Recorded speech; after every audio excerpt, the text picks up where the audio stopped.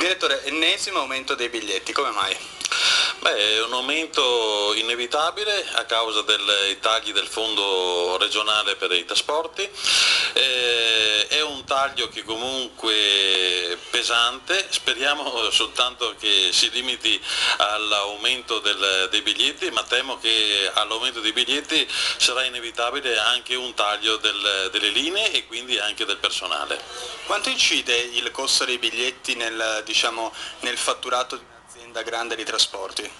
Il biglietto nel Veneto copre il 45% dei costi aziendali e siamo la regione più virtuosa di tutta Italia. Voi cosa chiedete allora alla Regione o agli enti pubblici? Un aumento del fondo per i trasporti?